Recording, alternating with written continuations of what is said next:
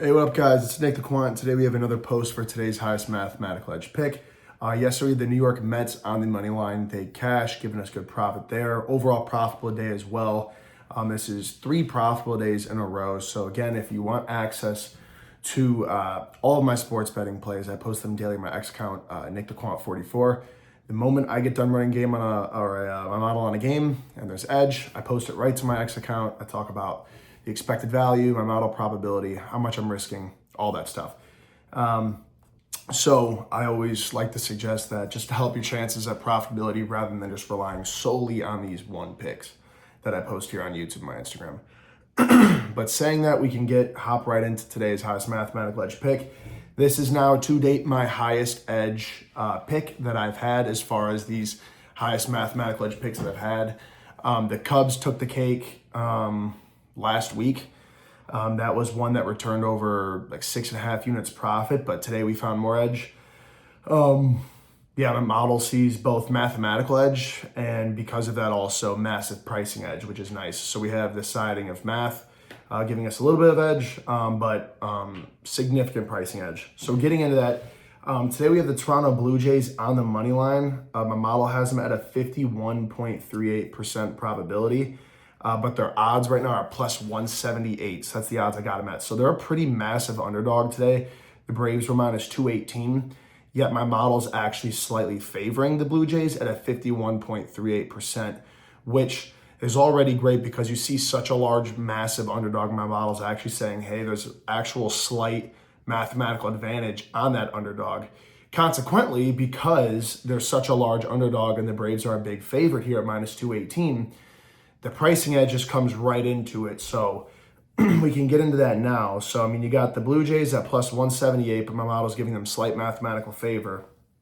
This pricing edge is massive. This denotes the Blue Jays being plus 42.84% expected value, or should I say a positive 42.84% expected value, and the Braves being negative 29.08% expected value. So due to that, using Kelly criterion, and again, right now I'm using this 5.5 Kelly, as I can consistently, keep raking out profit, that Kelly gets reduced, meaning our exposure increases, because what we want to have is exposure increase with performance, so our profitability becomes maximized, while still following all of the rules of risk mitigation, because whether you're sports betting, you're doing certain, trading systems like on options or swing or day trading, whatever you're doing, risk mitigation should always be number one, protecting your bankroll and protecting your capital, because that's the juice and that's what you need to make profit in the first place. So saying that, because of that, we're going to be risking 4.37%, or for me, 4.37 units, as 1% of my bankroll represents 1 unit for me, with a potential profit of 7.77 units. So big opportunity here at this game, but we have 3 other picks as well that have strong value. So again, please go check out my X account at NickTheQuant44. So saying that, let's jump in to the math on these picks. So I'm going to run through my ensemble model, the 9 interior models. Then we'll go through our second and third layer calibration and bring it full circle back to what we were just kind of talking about. So again, my ensemble models all calibrated. So there's an initial prediction each model kind of spits out. The calibration is then performed based on how accurate that initial prediction has been historically. So for example, of another game that I ran today, the Red Sox model 1, the Red Sox were a 58% probability initially. But up to this point in the season, that's only been hitting 50% of the time. So Model 1 tags a 50% probability onto the Red Sox. Now, how much these interior models,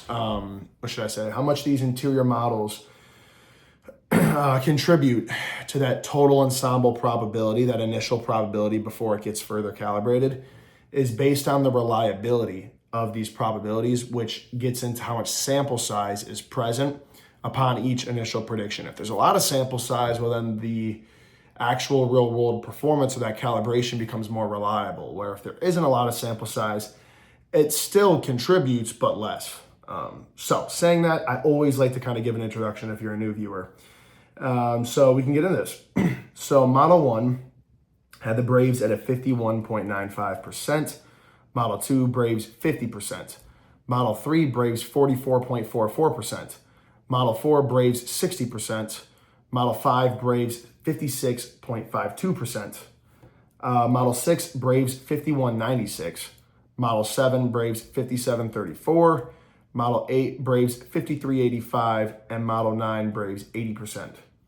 So we can see, as far as initial predictions go, all favoring the Braves. Now, how those actual predictions have been performing in the real world, relative to the Braves pricing, only one of them was actual positive expected value, meaning it was, denoting a probability that was larger than what their current odds are at minus 218. So all of those interior models being calibrated off those initial predictions were very disadvantageous relative to the pricing of the Braves if they were in favor. But there was also a few contrarian ones that just weren't even in favor mathematically of the Braves at all. So that then kind of explains and brings us into now this initial ensemble output, which for the Braves is a 52.64% probability. So now using second layer calibration, which is assessing how my ensemble model probabilities have been performing in the real world, we can see that when my ensemble model produces probabilities that are in this 52% range, so anything 52 flat to 52.99%, right? This has been winning at only a 48% rate this season. So meaning my model, when it produces 52% probabilities, is overconfident right now. So second layer calibration calibrates that now to make the Braves a 50.48% probability. So mathematically, they keep getting pulled down, making the pricing advantage for the Blue Jays keep going up.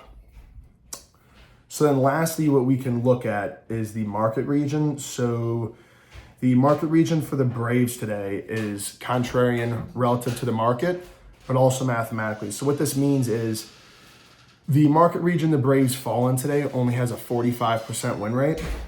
So again, relative to the market, that's a disadvantage. And relative to their pricing, that's a significant disadvantage. Again, them being minus 218, but their market region only returning a 45% win rate. So the complement to this is advantageous for the Blue Jays. The Blue Jays being a large underdog, but being on the flip side of that market region, having a 55% win rate, we can really see as the more we go through the model, mathematically, the Braves just become less and less and less favored. Likewise, the Blue Jays become more and more favored, and that pricing advantage for the Blue Jays just continues to expand.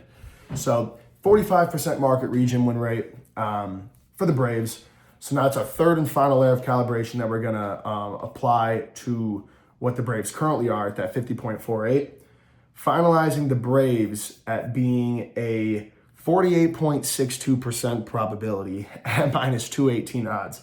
So the complement of that, which kind of brings us full circle, is the Blue Jays being a 51.38% probability at those plus 178 moneyline odds, denoting both mathematical advantage, while not massive, still, and my model overall is pretty contrarian, so it gets pretty interesting as far as like how much of a probability really denotes strong mathematical value.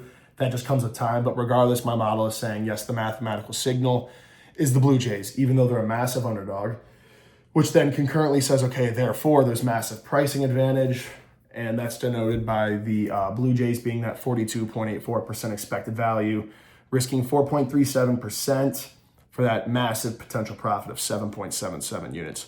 So thank you for watching. Lock this pick in, guys. Let's keep churning out the wins. And again, as always, if you want access to more picks than just this one, more analysis, more updates, I also do like other trends in sports, different market analysis. I always like doing the NBA playoffs. And then once college football starts, I'll have my model for college football running. Currently back testing that model right now and really just like building its skeleton and getting all that ready, flooding it with data. So once the season starts, we can hit the ground running. So yeah, thank you for watching.